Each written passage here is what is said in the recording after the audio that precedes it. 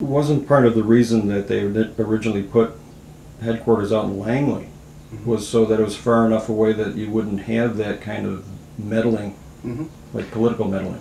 That's exactly right. You know, we have 2 universities worth of specialists out there in the woods of Virginia. It's 7 miles away from the White House. Gives you a certain protection from people coming out, but it was as much just to have a secure place that could be easily secured.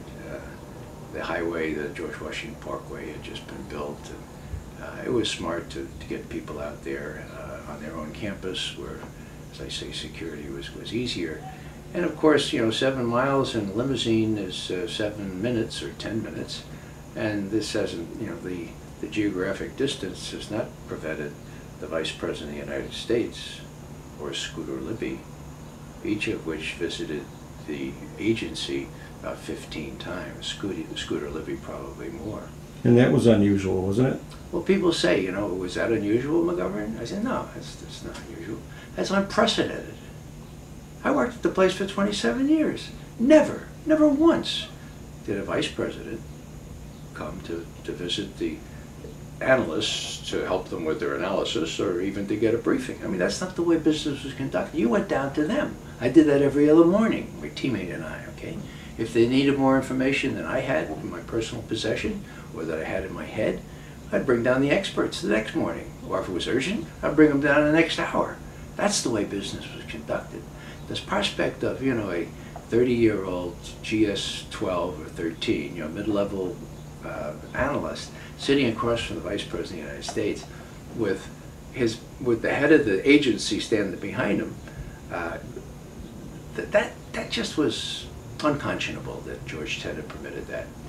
And, you know, I just mentioned Cheney and Scooter Libby, but Newt Gingrich, for Pete's sake, was one that showed up there. All manner of political functionaries. This is after he was, while he was in the Congress, or after? No, this is after. I'm talking about the period right before the attack on Iraq. He was on the Defense Council there, headed by Pearl and later by somebody else, and he had carte blanche to go up there. Sometimes the Vice President and Libby would go up there without even telling Tenet. Now, that's just no way to run a railroad. And people get the message very quickly that Cheney's got an agenda. He keeps asking this question, well, weren't there ties between Al-Qaeda and Iraq? Well, how about this piece of these people? You ought to rethink that. And Tenet didn't have the courage to stand up to that kind of pressure. Yeah. And doesn't the Vice President, or hasn't the Vice President established almost his own intelligence agency? Well, he and Rumsfeld, of course, Larry Wilkerson, who worked for Colin Powell, what he calls the Cheney-Rumsfeld cabal, they did set up their own little intelligence agencies, plural. Rumsfeld and the Pentagon called the Office of Special Plans. What a travesty that was. And Cheney with an office twice the size of any vice president before him. So yeah, they were capable of having their own parallel National Security Council. And of course, they had their own people in the NSC as well, so they kept a pretty good watch over the paper flow and over the decision making and so forth. Some of the more recent books that have come out have been very, very telling with respect to how decisions get made. And the four-part series in the Washington Post just 4 weeks ago on Cheney is really, really must-reading for anybody who wants to know how decisions get made in this government. Yeah. Now, you had mentioned torture and Guantanamo earlier. It seems that what happened in reaction to those photographs at Abu Ghraib was that some low-level underlings pretty much took it in the teeth, and then the usual story of, well, you have a few bad apples, gets circulated. But if you look a little bit behind, or a little bit further than that, you find out that that kind of behavior appears to have been widespread. And Yeah. throughout various locations. Do you think it was a policy? Torture is actually a policy that was established by either the CIA or the government in some capacity? I've been asked whether torture was a policy of the U.S. government, whether it was not just a matter of bad apples in the bottom of the barrel. Well, yeah, it was a policy, and now it's legislated. Now it's legalized by the so-called Military Commissions Act passed last fall, which gives the president the right to determine what's torture and what's not, and to do as he pleases. An abominable act. Habeas corpus out the window. Just, in Germany they did an act like that in 1933. It was called the enabling legislation, and that's how Hitler got his hold on power. But the torture thing is just so reprehensible that it's probably worth a couple minutes of rehearsing how it all happened. We know that the President of the United States, on the evening of 9/11, convened a little meeting after he made his little presentation to the country.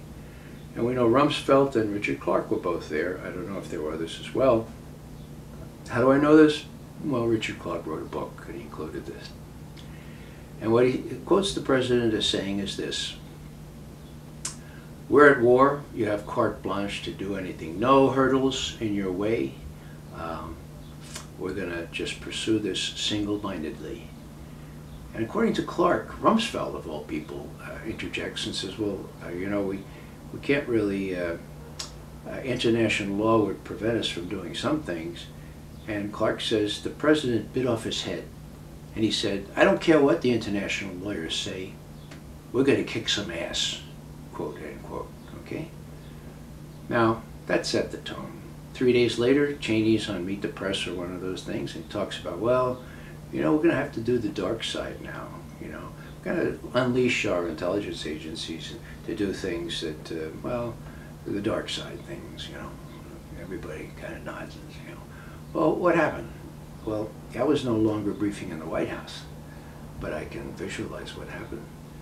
George Tenet was called in. The president said, "You got some guys that can apply strict and very strong, rigorous interrogation techniques?" And Tenet says, "Well, sir, I'll check it out." And he goes back to the agency and finds a dozen people left over from Vietnam who know how to do that kind of thing. And they say, yeah, Mr. Director, well, we can do that, but what you're going to need is a finding. What you need is express permission. You're going to have to get a little statement together which we want to see, and you'll have to have the president sign off on it, because we've been burned on this kind of stuff before. So Tenet says, okay. He goes back to the White House and he says, "Mr. President, we got 12 guys that can do this kind of thing. But of course, they like to have you sign this, this document, this enabling thing." And the president says, Alberto, get Alberto in here. Gonzalez, can I sign this thing?" "Well, Mr. President, I'm going to have to check this out, but I can get back to you tomorrow."